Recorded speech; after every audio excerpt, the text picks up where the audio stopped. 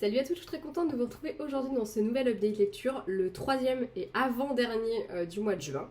Ça va, on n'en aura que 4 ce mois-ci et pas 5 comme les 2 mois précédents, donc normalement peut-être qu'on devrait retrouver un rythme à peu près normal de vidéos. Bref, commençons tout de suite avec ma première lecture. Personne ne doit savoir de Claire McGowan aux éditions Hauteville, un roman que j'ai beaucoup aimé, thriller dans lequel Allison va réunir ses anciens copains de l'université. Ça fait au moins 20 ans qu'ils n'ont pas été tous réunis ensemble.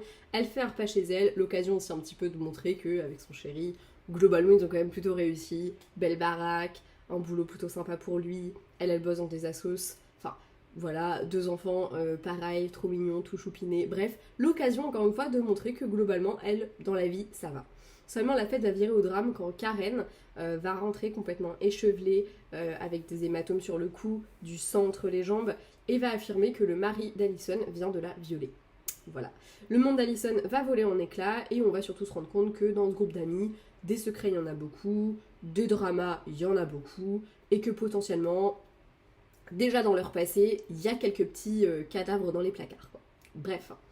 Un récit que j'ai vraiment apprécié pour le coup, c'est mon premier roman de Claire McGowan et dans la foulée j'en ai acheté un autre sur Vinted, donc celui qui vient de sortir là, que je suis en train de lire au moment où je fais cette vidéo d'ailleurs, parce que j'ai vraiment aimé la manière dont elle amenait les choses.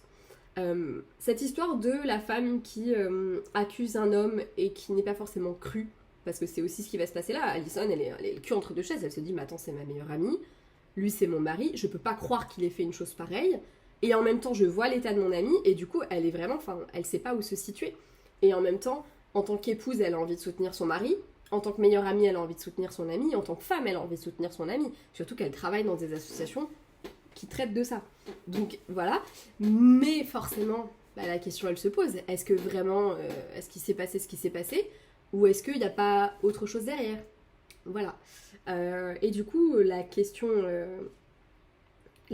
de cette femme, est-ce qu'on la croit ou est-ce qu'on la croit pas? C'est une question qu'on connaît toutes. En tant que femme, hein, voilà, tu vas affirmer que machin t'a mis une main au cul au boulot, bah potentiellement c'est pas vrai, c'est sa parole contre la tienne, et bah potentiellement comme t'es une femme, la tienne elle a moins de poids. Voilà, voilà. Du coup, c'est un récit qui est assez révoltant parfois, et en même temps, en fait, comme tu le suis du point de vue d'Allison, la question elle se pose. Tu te dis, bah ouais, en effet, son mari, enfin, un peu comme Allison, tu te dis bah non mais je le vois pas, enfin tu le vois pas faire ça, Allison ne le voit pas faire ça, elle est convaincue que c'est pas possible et en même temps elle va petit à petit découvrir plein de choses sur son mari, plein de choses sur sa meilleure amie et sur chacun de ses amis, elle va remettre en question énormément des choses de sa vie et cet ensemble de révélations va faire en sorte que même elle va plus savoir à quel sens se vouer, elle va plus savoir ce qui s'est réellement passé. Il se passe beaucoup de choses dans ce récit, vraiment vraiment beaucoup de choses. Et c'est très intéressant. Il y a de l'action en permanence. Je pourrais peut-être lui reprocher malgré tout qu'il soit un peu long parce que c'est vrai qu'il y a des longueurs de temps en temps et en fait, je pense que passé un moment, t'as juste envie de savoir vraiment ce qui s'est passé et pas seulement pour ça parce que à l'époque où ils étaient à l'université tous ensemble, il s'est passé quelque chose et mais dis donc. Et on comprend très rapidement que potentiellement ils ont à voir dans ce qui s'est passé, ou en tout cas, enfin, ils ont vu des choses, ils savent des choses sur ce qui s'est passé, et du coup, t'as envie de savoir aussi ce qui s'est passé à ce moment-là, et potentiellement, est-ce que ça n'a pas un lien, tu vois. Bref, c'est un récit que moi j'ai vraiment beaucoup aimé, je l'ai trouvé très intéressant, j'adore les thrillers sur lesquels on va retrouver un groupe d'amis qui s'est connu généralement à l'université, qui ont potentiellement un passé un peu sombre. C'est quelque chose que j'aime beaucoup parce que j'aime bien ce côté... les secrets d'aujourd'hui qui révèlent les secrets d'hier, je trouve ça très intéressant et ici je trouve que c'est très très bien fait puisque sans cet événement là il y a des choses qui auraient jamais été mises à jour et il y a des choses qui ne se seraient jamais sues de l'époque et même d'ailleurs de leur vie quotidienne et je trouve ça vraiment bien fait. Allison, personnage très fort que j'ai vraiment apprécié, super super désagréable, j'aurais jamais dû ouvrir cette fenêtre, je le savais, déjà ça fait rentrer la chaleur et en plus de ça il y a le bruit, putain. Bref, je me calme, excusez-moi. J'ai des spasmes. Tout ça pour dire que c'est un roman que j'ai beaucoup aimé. Je trouve que c'est un thriller qui est vachement intéressant, qui est bien mené. J'ai vraiment aimé le suspense qu'on conserve jusqu'à la fin. Même par rapport à certains personnages qu'on n'a pas énormément creusé et qu'on va recreuser après coup. Je pense notamment à Jodie qui a une dernière scène finale dans laquelle on en découvre un petit peu plus sur elle et sur ce qu'elle savait réellement de ce qui s'est passé ce soir-là. Bref, j'ai vraiment apprécié ce récit et pour le coup je vous le conseille, je pense que c'est un bon thriller. Et si comme moi vous aimez les histoires comme ça d'amitié avec plein de secrets etc. et où en fait tu vas te rendre compte que tu ne sais pas du tout à quel sein te vouer dans ce groupe d'amis, tu vas forcément kiffer. Voilà. Ensuite, j'ai lu le tome 3 de Vampiria, la cour des ouragans de Victor Dixon. Depuis sa sortie, quasiment, je l'avais décoté sur Vinted, j'étais super contente, une semaine après sa sortie, parce que je crois que la personne l'avait acheté en double, et celui-ci était un tout petit peu abîmé au-dessus, ça se voit même pas, donc voilà. Du coup, elle avait remis en vente celui-ci sur Vinted, et je l'avais acheté quasiment dans la foulée de sa sortie, donc j'étais super contente. Et avec la sortie de Vampiria America que je vais vous présenter dans le book haul, spoiler alert, que je dis après donc ça n'a aucun sens, bref, et bien forcément j'avais envie de clôturer la saga Vampiria, je regrette absolument pas, j'ai adoré. Vampiria, qu'est-ce que c'est? C'est une saga uchronique, young adulte, dans laquelle le roi Soleil, donc Louis XIV, est devenu un vampire et a étendu son pouvoir sur le monde entier. Donc on est dans un univers qui est encore très ambiance cour de Versailles, mais version vampirique, donc un peu plus glauque quand même. Et on va suivre dans l'intégralité de cette trilogie Jeanne, qui a découvert que ses parents étaient frondeurs, donc des rebelles entre guillemets, le jour de leur mort, et qui a pris l'identité d'une petite baronne de la région pour intégrer la cour de Versailles. Je n'en dirai pas plus parce que je ne sais pas trop comment vous dépeindre le récit de manière plus détaillée. En tout cas, saga que j'aime beaucoup, Victor Dixon dans mon cœur à jamais, enfin voilà, Phobos, tout ça, j'adore, bref. Auteur que j'aime beaucoup, des univers que j'adore. Dans la cour des ouragans, on est encore sur une nouvelle histoire dans l'histoire. Ce qui est très intéressant, c'est qu'en fait, chaque tome va vraiment avoir, entre guillemets, un fil conducteur qui est vraiment lié à l'histoire. Et on a le fil directeur qui continue avec Jeanne, qui lutte pour la fronde en interne, ce qui est très intéressant. Ici, j'ai beaucoup aimé parce qu'il est question de piraterie, donc forcément déjà à partir de là, moi, il ne m'en fallait pas plus, parce qu'on en découvre aussi beaucoup plus sur l'univers en lui-même, comment est-ce qu'il est construit, sur les personnages aussi, et on a vraiment une vision d'ensemble sur toute la mythologie qui est créée par Victor Dixon.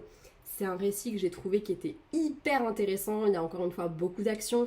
Un peu comme pour les premiers tomes, par contre, j'ai eu l'impression que la première moitié, j'avais du mal à m'immerger dedans. Je sais pas si c'est parce que la plume est très particulière, puisqu'on est du point de vue de Jeanne, et on a vraiment l'impression que c'est elle qui nous raconte l'histoire, avec un parler un peu d'époque parfois, des phrases qui sont parfois un petit peu alambiquées.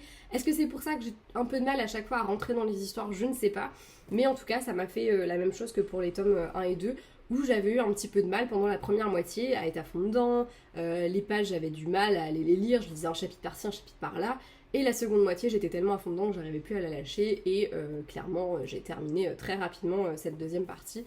J'ai très hâte de découvrir évidemment Vampiria America, parce que là on clôt un petit peu le chapitre de Jeanne, et en même temps, fin très ouverte, on sait qu'il y a encore plein de choses qu'on va pouvoir faire avec Jeanne, j'espère vraiment qu'on la recroisera parce que j'ai très envie d'en savoir plus sur elle et sur ce qu'elle devient. Et en même temps très contente aussi d'avoir fini ce premier cycle. Je trouve que c'est... En fait, je pense que je m'attendais à une fin beaucoup plus fin, tu vois, genre une vraie fin. Et là, le fait que ce soit une fin ouverte, qu'il y ait un autre cycle derrière, bah tu sais que voilà, l'univers il est tellement étendu que tu vas forcément trouver des choses à faire. En plus de ça, là on va arriver sur un autre continent, dans Vampiria America, on est en Amérique, comme le nom l'indique.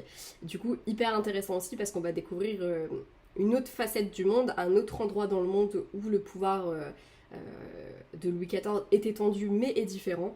Donc j'ai très hâte de découvrir ça et je vous conseille vraiment, vraiment, vraiment cette saga qui est dinguissime et ouais, vraiment dinguissime. Le troisième et dernier livre, il s'agit d'Héritier du Solstice, le tome 1 au crépuscule de l'hiver de Marie Flory aux éditions Bookmark. Ce livre, j'ai littéralement été passer une journée à Paris juste pour l'avoir en avant-première puisqu'il n'est pas encore sorti. Et je vous invite fortement à vous précipiter dessus dès qu'il sera sorti parce que clairement je l'ai adoré. Marie, je la suis sur les réseaux sociaux, sur mon compte Insta d'autrice, je pense depuis plusieurs mois maintenant. Je suis sur un Discord aussi où on parle beaucoup d'écriture qu'elle a créée et qui est très intéressant.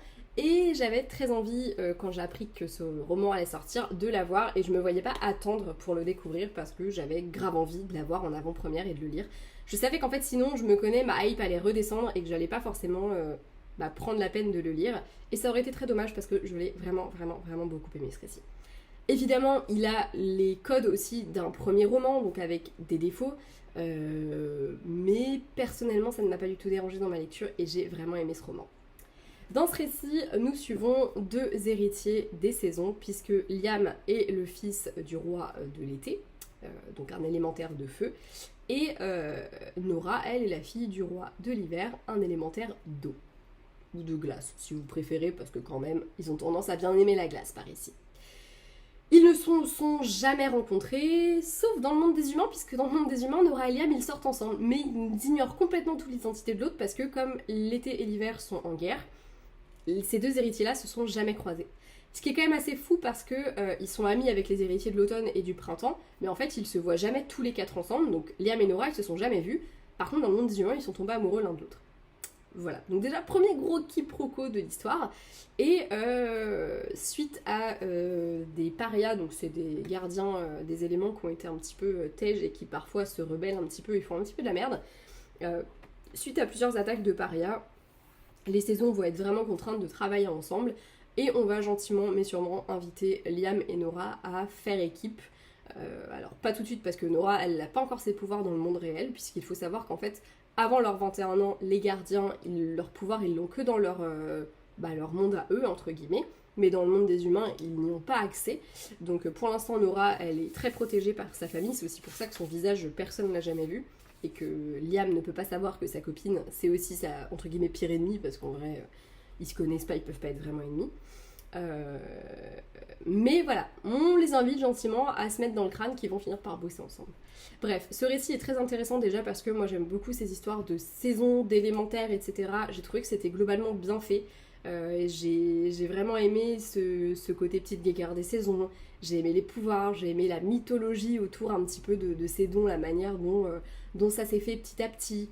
Cette guéguerre aussi entre l'été et l'hiver, ça m'a fait doucement rigoler. Je me suis dit non mais c'est pas possible ça aussi. Et puis putain, au début ça m'a fait rire, au bout d'un moment j'étais juste hyper frustrée, ça m'énervait, j'avais envie là qu'ils se voient et qu'ils captent en fait que ils étaient tous les deux des élémentaires quoi, j'avais envie qu'ils se voient. Ça m'a frustrée de ouf. Au début c'était vachement drôle parce que il y a 2-3 fois où en fait ils sont amenés à se croiser, mais en fait comme ils voient pas le visage de l'un et de l'autre, en fait ils ne savent pas qu'ils sont... que c'est Nora et Liam. Pour eux, c'est Eleonora, parce que c'est son nom complet dans le monde magique, et Liam. Et en fait, ils ne savent pas du tout que c'est les mêmes personnes que leurs petits copains et petites copines dans le monde réel, quoi.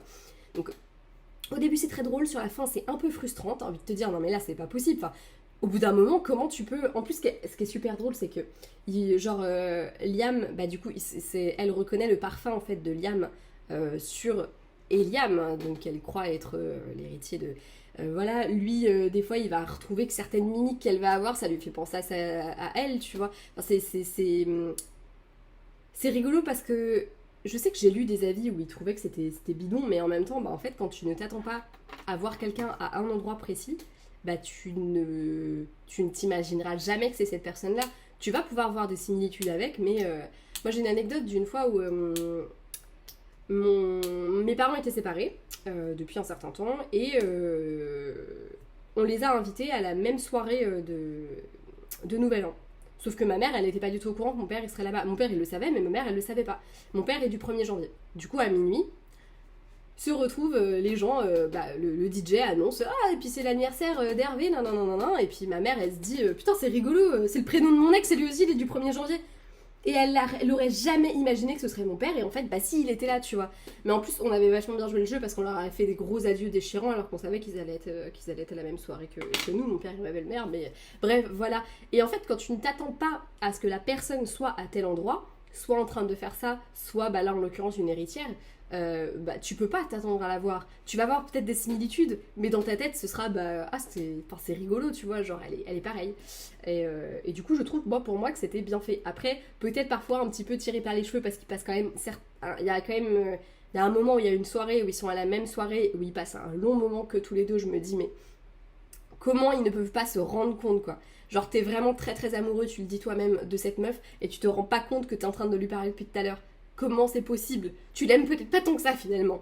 Bref, voilà. J'ai trouvé que c'était un récit qui était très intéressant. Il y a de l'action, il y a de la romance du coup, il y a de l'amitié.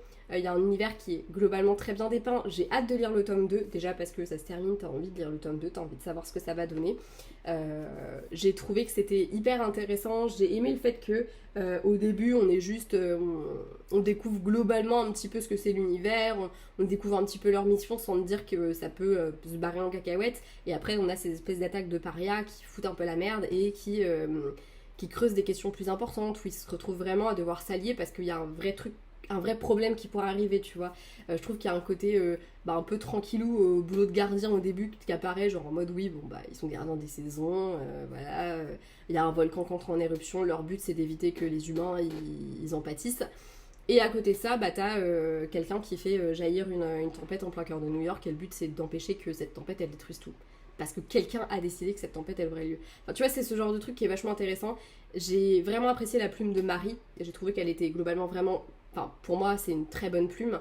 Je pense qu'il y a des choses à retravailler, pas à retravailler dans le sens où le récit, pour moi, il est fini comme ça.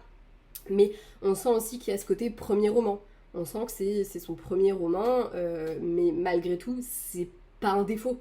C'est pas un défaut du tout parce qu'elle écrit très bien, elle a des bonnes tournures de phrases, on comprend tout. Enfin voilà, globalement, c'est une très bonne lecture et je vous le conseille vraiment, vraiment du fond du cœur. Voilà.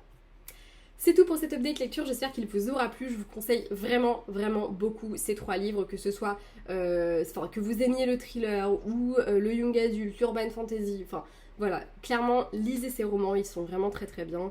Je ne saurais que trop vous pousser à aller les lire, les découvrir. Ce ne sera pas une perte de temps si vous voulez mon avis. Moi j'ai passé un très bon moment et j'ai hâte de lire les suites ou d'autres romans de ces auteurs. Parfois c'est chose faite, parfois non. Et je vous invite à me donner vos avis sur ces livres si vous les avez lus. Voilà, si vous avez envie de les lire, dites-moi pourquoi. Ou si vous n'avez pas envie, dites-moi aussi qu'est-ce qui fait que vous n'êtes pas attiré. Et voilà, je vous fais de gros bisous, je vous dis à bientôt. Ciao.